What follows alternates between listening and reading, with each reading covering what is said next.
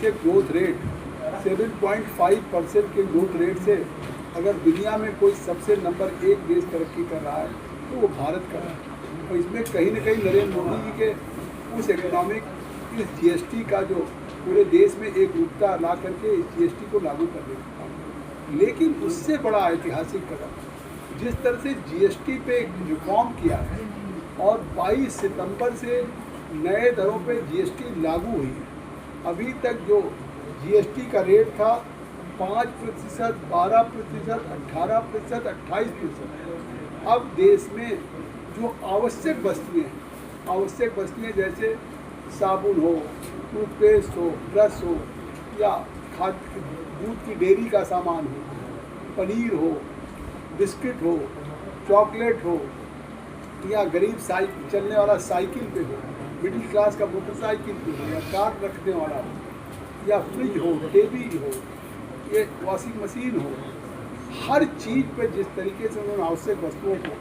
केवल 2 कर दिया, जब 2 स्लैब रहेगा 5% और 18%। एक इतनी बड़ी राहत मिली है, चाहे वो कंज्यूमर्स में,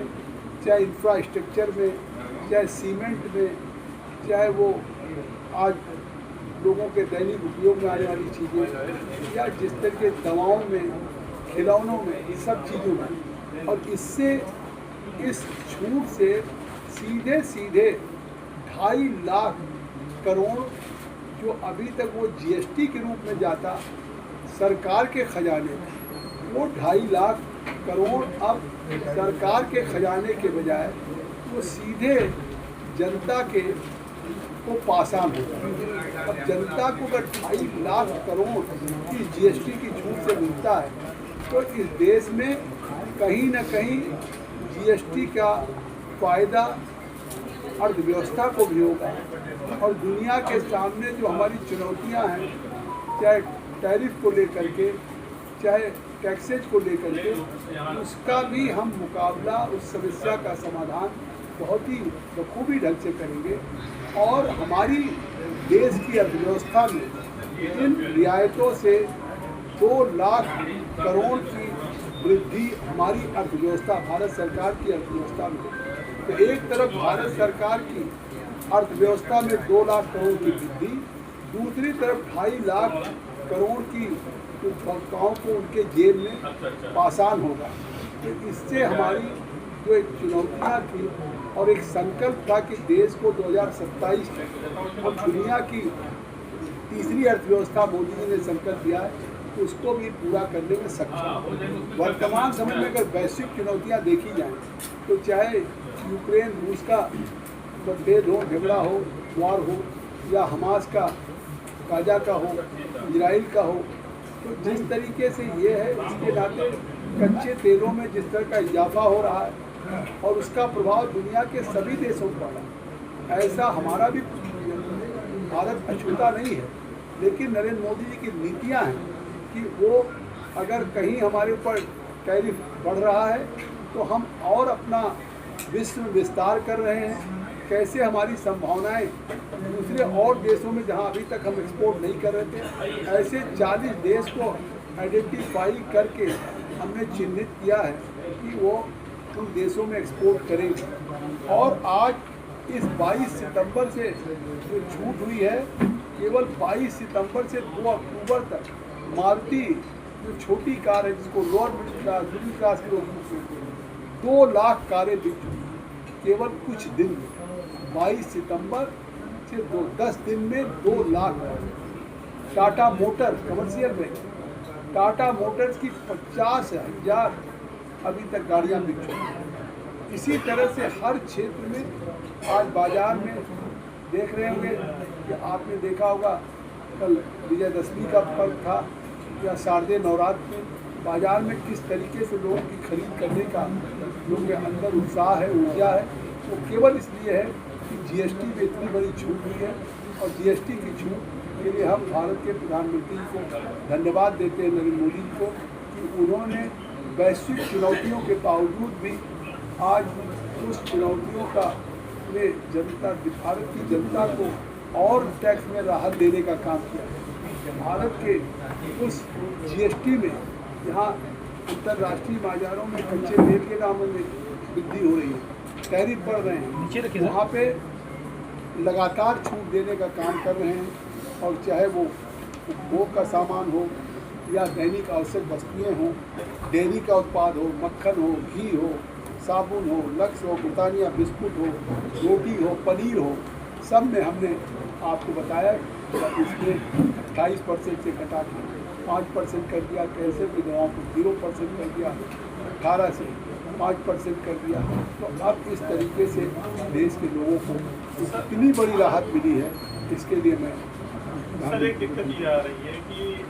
जैसे जो पुराने सामान जो परचेज किए हुए हैं, जो व्यापारियों ने परचेज किया हुआ है पुराने दरों पे,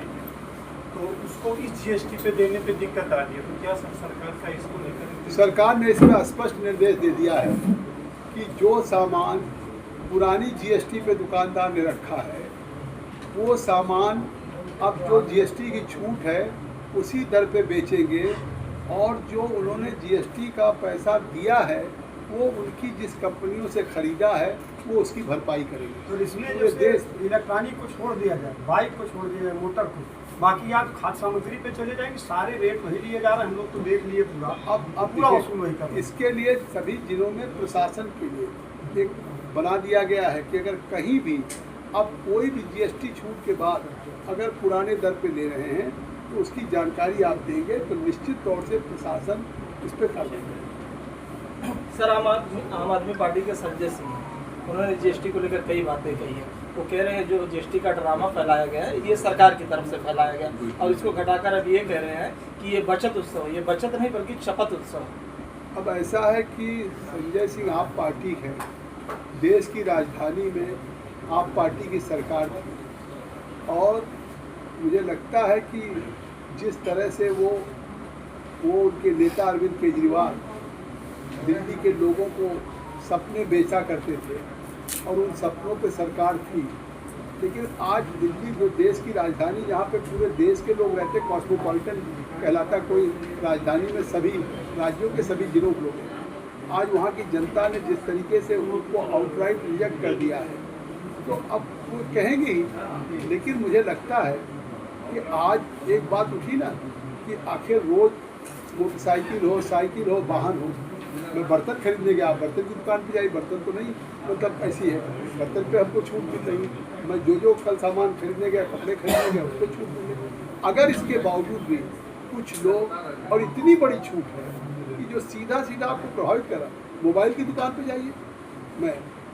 लगातार एक दिन मैंने बिस्पोहर में ये जीएसटी बचत उत्सव किया, मोदी को धन्यवाद दिया। एक दिन मैंने डुमरियागंज में किया, नौगढ़ बाजार में किया, मतलब सिद्धार्थनगर के मुख्यालय किया।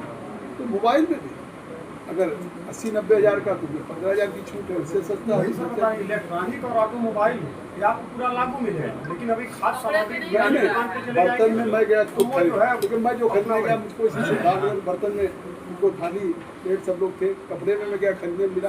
अब दूसरी बात मैंने कह दिया इस पर कि सरकार का निर्णय है कि अगर पुरानी वस्तुएं जो जीएसटी दे करके लाए हैं तो उन दुकानदार को नए दाम पे बेचना होगा, और उसकी जो जीएसटी है उसकी भरपाई उनकी जिससे खरीद किया उस कंपनी के द्वारा जिसके उत्पाद है वो करेगी। अखिलेश यादव भी हमलावर है, वो कह रहे हैं कि जो 8 सालों में जीएसटी के नाम पर वसूली की गई, क्या जनता को नकद दिया जाएगा? ऐसा है कि अखिलेश यादव जी को अगर ज्ञान होता, अगर राहुल गांधी को ज्ञान होता, तो अपने पूछे कि जो विपक्ष के राज्य के वित्त मंत्री हैं वो जीएसटी काउंसिल में हैं, और जीएसटी काउंसिल में जब जीएसटी लागू हुई तो अब उस जीएसटी को लागू करने में अगर एक दर निर्धारित होती है, वो दर निर्धारित हुई, तो अगर उसके बाद उस दरों में अगर सरकार कोई प्रोग्रेसिव गवर्नमेंट होगी, उपभोक्ताओं को और क्रय शक्ति बढ़ाने की होगी, अगर सरकार उसको छूट दे रही है तो मुझे लगता है ये स्वागत करने की बात होती है, न कि राहुल गांधी जैसे